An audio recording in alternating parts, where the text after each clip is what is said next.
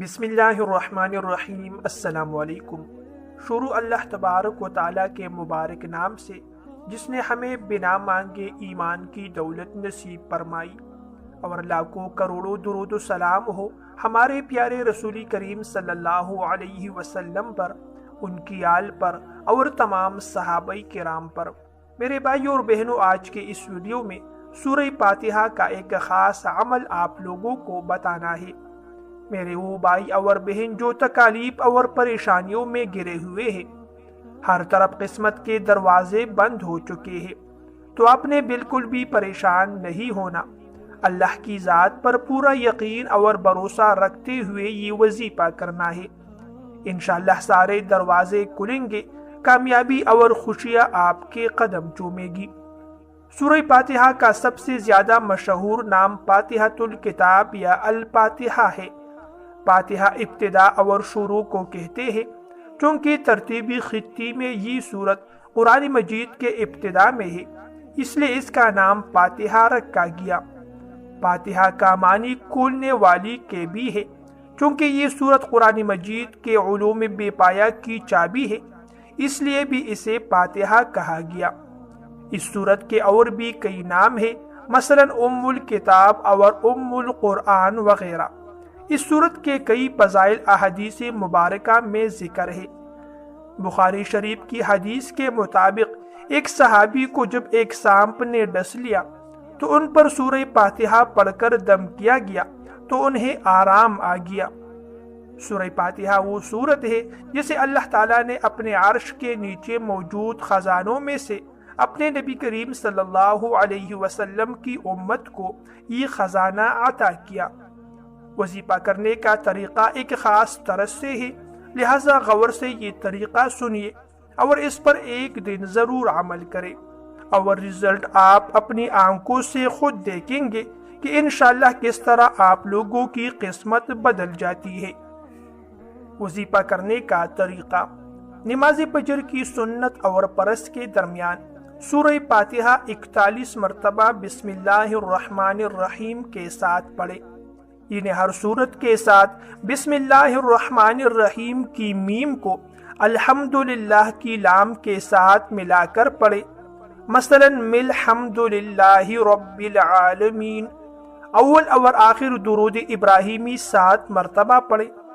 اگر کسی سخت مجبوری کی وجہ سے نماز فجر کی سنتوں اور فرضوں کے درمیان یہ عمل چھوٹ جائے تو پھر نماز فجر کے بعد فوراً کر لے۔ نماز فجر کے فوراً بعد سورج نکلنے سے پہلے 70 مرتبہ سورہ فاتحہ سابقہ ترتیب یعنی میم لام ملا کر ہر دفعہ بسم اللہ الرحمن الرحیم اول اور آخر 7 مرتبہ درود ابراہیمی کے ساتھ پڑھے تو یہ 2 مرتبہ یہ وظیفہ ہو گیا۔ اسی ترتیب سے 70 مرتبہ نماز عشاء کے بعد پڑھے۔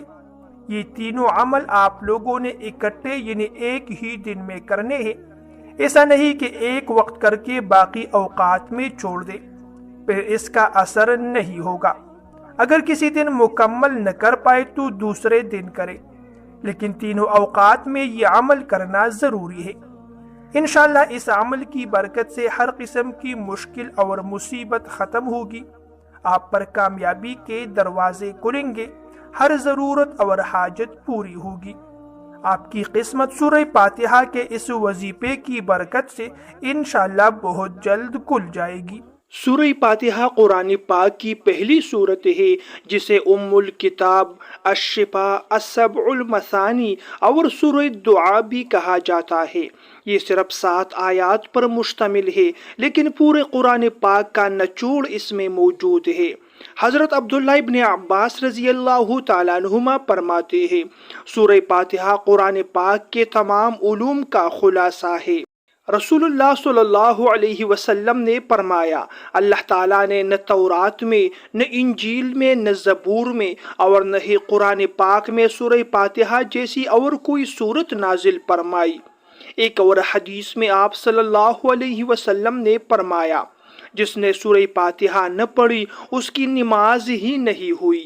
حضرت ابو سعید خدری رضی اللہ تعالیٰ عنہ روایت کرتے ہیں، کہ ہم ایک سفر میں تھے، ایک قبیلے کے سردار کو سانپ نے ڈس لیا، لوگوں نے ہم سے دوا مانگی، ایک صحابی نے سورہ فاتحہ پڑھ کر دم کر دیا تو وہ سردار فوراً شفا یاب ہو گئے۔ جب یہ واقعہ نبی کریم صلی اللہ علیہ وسلم کے سامنے بیان کیا گیا تو آپ علیہ السلام نے ارشاد فرمایا، تمہیں کیسے پتا چلا کہ یہ سورت دم کرنے کے لیے بھی ہے؟ یہ اس بات کی واضح دلیل ہے کہ سورہ فاتحہ صرف عبادات کے لیے نہیں بلکہ شفا کے لیے بھی ایک اکثیر ذریعہ ہے۔ میرے دوستو، علامہ ابن قیم رحمۃ اللہ علیہ فرماتے ہیں، جو شخص سورہ فاتحہ میں غور فکر کے ساتھ پڑھتا ہے اس کی نماز گویا اللہ تعالیٰ سے بات چیت بن جاتی ہے۔ ایک حدیث قدسی میں اللہ تعالیٰ ارشاد فرماتے ہیں، میں نے نماز کو اپنے اور اپنے بندے کے درمیان تقسیم کر دیا ہے۔ جب بندہ یہ کہتا ہے الحمدللہ رب العالمین تو اللہ تعالیٰ فرماتے ہیں میرے بندے نے میری تعریف کی۔ یہ حدیث ہمیں یہ بات بتلاتی ہے کہ سورہ فاتحہ کے ہر لفظ پر اللہ تعالیٰ خود جواب ارشاد فرماتے ہیں۔ میرے دوستو، اگر کوئی انسان پریشان ہو تو سورہ فاتحہ کو دن میں بار بار پڑھا کرے، اس میں دلوں کا علاج موجود ہے۔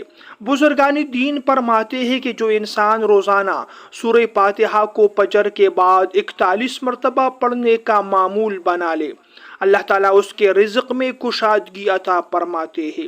اگر گھر میں بھی سکونی ہو تو ہر نماز کے بعد گھر کے تمام افراد مل کر ایک بار سورہ فاتحہ پڑھ کر دعا کرے، انشاءاللہ گھر میں سکون، اطمینان، خوشحالی اور محبت کا ماحول بن جائے گا۔ ایک خاتون نے اپنے بیٹے کی دماغی بیماری کے لیے مختلف علاج کرائے، ڈاکٹروں کے پاس گئے مگر کچھ افاقہ نہ ہوا۔ ایک عالم دین نے مشورہ دیا کہ سورہ فاتحہ کو روزانہ 7 بار پانی پر پڑھ کر بیٹے کو پلائے۔ میرے دوستو، 3 ہفتوں میں واضح بہتری آئی اور بالآخر وہ بچہ بالکل ٹھیک ٹھاک ہو گیا۔ یہ قرآن پاک کا وعدہ ہے، وَنُنَزِّلُ مِنَ الْقُرْآنِ مَا هُوَ شِفَاءٌ وَرَحْمَةٌ لِّلْمُؤْمِنِينَ۔ ہم قرآن پاک میں وہ کچھ نازل کرتے ہیں جو مومنوں کے لیے شفا اور رحمت ہے۔ سورہ فاتحہ صرف ایک سورت ہی نہیں، یہ قرآن پاک کا خلاصہ ہے، یہ دعا ہے، شفا کا ذریعہ ہے اور اس میں ہدایت ہے اور اللہ تعالیٰ سے تعلق کی سب سے بڑی کنجی ہے۔